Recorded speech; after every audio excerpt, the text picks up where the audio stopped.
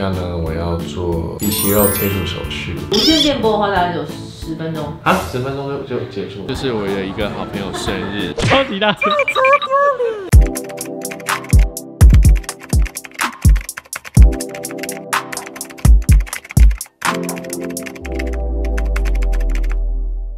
嗨，我是高兴。等一下呢，我要做鼻息肉切除手术。这个手术呢，号称是最新的技术，只需要局部麻醉5到10分钟就可以完成，而且伤口只有像针孔一般的大小。莫约10年前，我有做过鼻息肉切除手术，当时我的伤口很大，然后是全身麻醉，可能包含我当时也有做鼻中隔手术。那大家不要听到鼻中隔手术就好像就是我的鼻子是假的，没有，我鼻子是真的，我可以做竖鼻子哦。要请专业的医生来帮我介绍。好，它就是微创的方法，然后让你的鼻肉可以变小。我之前有去开过那个鼻息肉，它不知道为什么大量出现，还要全麻。但这个新的效果跟那个之前旧的是一样的吗？对，改善鼻塞，那个例如说打呼，它的效果是一样的。那以前的手法是用切的，所以很容易有时候切过头，那就变空鼻症。哦，哇！然后还有一个就是它伤口会比较大，流血会比较多，复原期又比较长。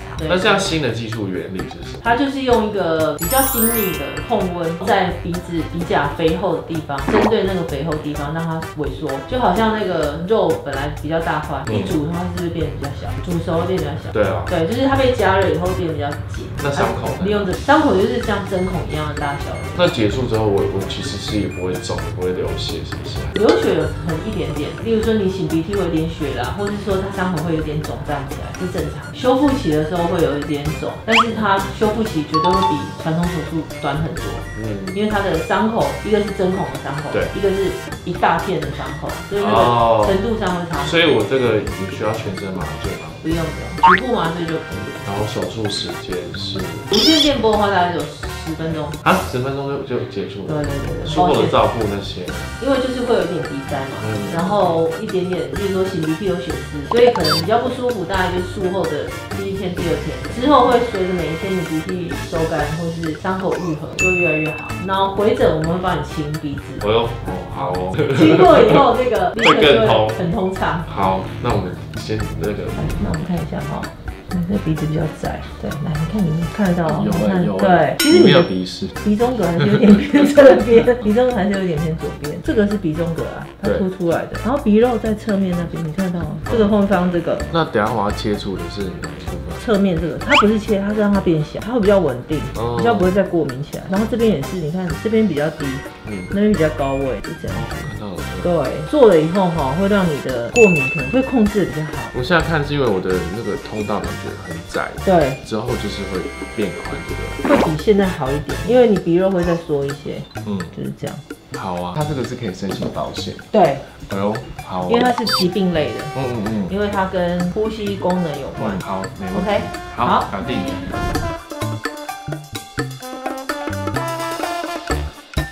好的，我的手术结束了，头有点晕，可能是因为麻醉的关系。那刚刚手术的过程，我觉得最可怕的就是针头，就是插到鼻子里面，这样打麻醉的时候最可怕。然后其他就是没什么感觉。现在就贴了这个，其实也不痛，反而竟然是眼睛在肿。我想，就是可能痛到这边没关系。我觉得之后看怎么样，我再拍一篇记录给大家。那先这样。好，大家一定想说，就是去做鼻息肉切除手术，中间突然插了一个出来吃饭，很莫名其妙。因为其实就是好像没有什么可以记录的，因为也没有肿，也没有流血，怕大家觉得整个影片不好看。好，反正就今天刚好就是我有一个好朋友生日，还有另外一个朋友也是水瓶座，要胡请他生日餐，就想说请他们吃饭之余，顺便蹭一下他们流量。然后大家可以看一下，就是来的嘉宾有谁。哇，那大家小声帮我唱歌就好了，谢谢。我们有想，我们周星来了啦，就30岁啦。其实真的小声一点就可以了。30岁的小音量，大大的祝福。好，来唱起。在3、2、1，周年生，超级大声。祝你生日快乐，祝你生日快乐，祝你生日快乐。祝你生日快乐 ，Happy birthday to you，Happy birthday to you，Happy birthday to you，Happy birthday to you。日文怎么唱？我誕生日おめでとう，我誕生日おめでとう。自己唱尴尬，很尴尬，有一点点那么小。好啦，赶快。我是西班牙。Cuba a new family, Cuba a new family, this is a Moscow, Cuba a new family。好，谢谢。许愿。好，许起来。我第一个愿望是希望我们大家可以在一起出去玩，一起拍一些生活记录的照片。好，我要 OK， 我贪心，我就是一定要，就是边玩边旅行边工作。然后第二个愿望呢，就是大家身体健康，赚大钱。第三个愿望，哇，耶！这蛋糕好漂亮哦。对啊。好，一个礼拜过去了，那我最后来跟大家讲一下这礼拜的感想。如果有做过那种传统型的鼻息肉切除手术的人，一定知道手术完的当下一定会塞那个支线棉。接下来的一个礼拜，你会一直在更换那个支线棉，鼻子是不能呼吸的状态。支线棉拿下来之后，你以为伤口好了，但没有，你可能不小心提个重物，或者是敲到鼻子一下，你就会鼻血狂流不止。那我这个礼拜是完全没有这样的情况出现，只有稍微鼻塞，我再把一些鼻涕跟鼻水流出来，就是把它擤出来之后，只会有一点点小血湿，小血